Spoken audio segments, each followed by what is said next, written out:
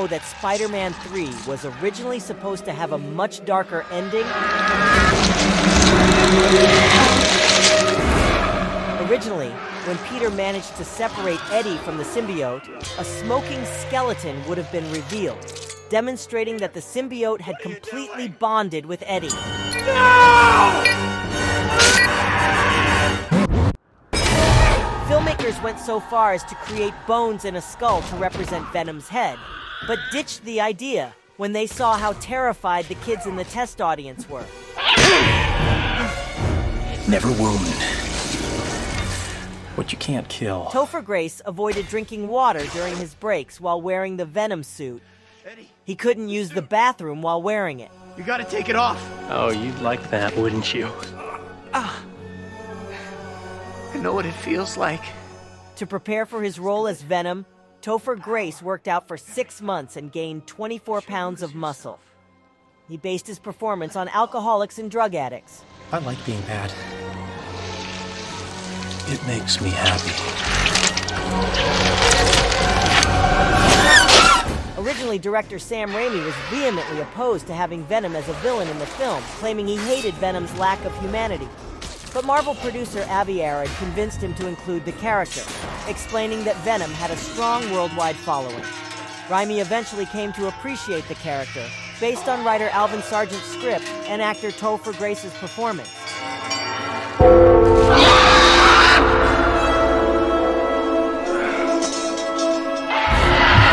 Although Topher Grace was a big comic book fan and had read the first Venom stories as a boy, he found the suit he had to wear as Venom extremely unpleasant.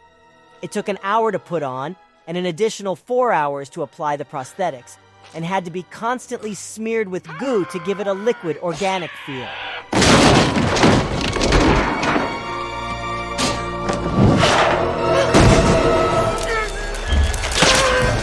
animators at Sony Pictures Imageworks based Venom's movements on big cats like tigers, panthers, and cheetahs.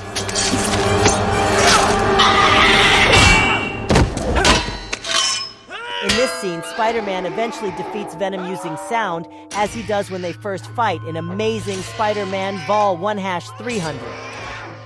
In the comics, Spider-Man uses a sonic blaster, though in the film, he creates noise by striking metal bars together. In both stories, the cacophony causes the symbiote to loosen its hold on Eddie.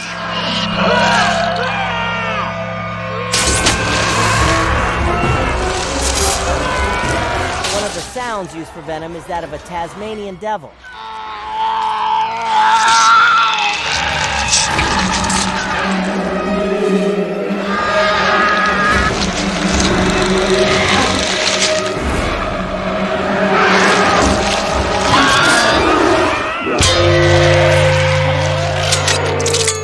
Peter, what are you doing?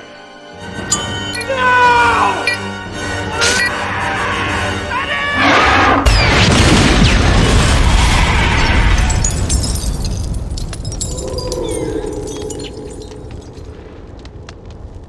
In the comics, Sandman is a simple, petty criminal who becomes a man of sand. For Spider-Man 3, though, Raimi decided he wanted Flint Marko, a.k.a. Sandman, to be the one who killed Uncle Ben. I'm gonna get help. Stay.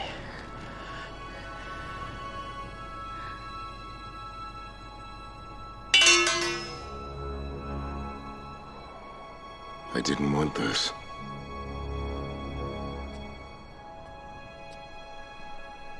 But I had no choice.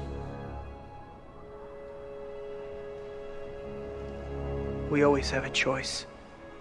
You had a choice when you killed my uncle. Did you know in Spider-Man 3, we see Spider-Man press Sandman's face into a moving subway? As his face fades away, if you look closely, you can see his teeth flying out. The CGI team really thought of every last detail. Can you believe Thomas Hayden Church actually broke 3 of his knuckles during the subway scene? In the scene, he swings at Spider-Man, but ends up punching a chunk of the wall instead. The effects crew had told him that the middle brick would be fake, while the ones above it and below it would be real. Apparently, the fake brick never got put in place, and Thomas, aka Sandman, punched the real brick on the first take.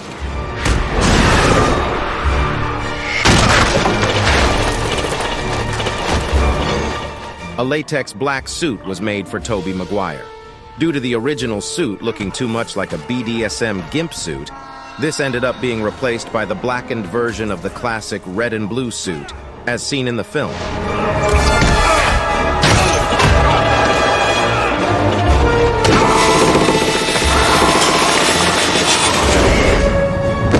The moment where Spider-Man holds Sandman's face against the passing train is inspired by Stephen Norrington's Blade, 1998, which features a fight scene in which the title character holds the vampire Quinn's face against the side of a passing subway train in identical fashion.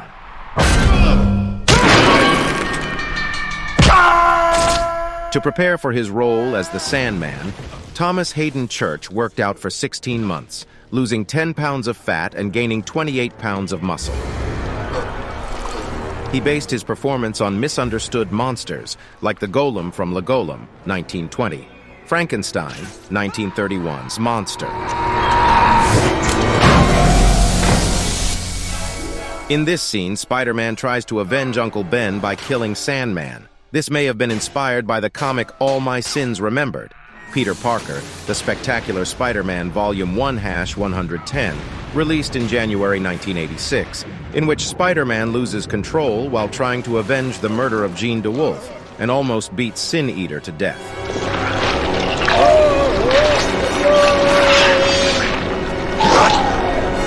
The original symbiote suit worn in the comics by Spider-Man was a plain black affair, with a large white spider on the front and back. Initially, the design for the symbiote suit for the film looked more faithful to the one in the comics, but it was rejected by the producers. The final design was changed for the film to become a black version of Spider-Man's traditional costume, complete with a webbing motif. Rent? Not now. Listen, it's a free country. It's not rent-free country. Leave me alone. Give me rent. You'll get your rent when you fix this damn door! Some of the tracks and electrical hardware in the subway sets were on loan from SEPTA in Philadelphia and came from the city's broad Saint Subway. That wasn't cool. He is a good boy. He must be in some kind of trouble.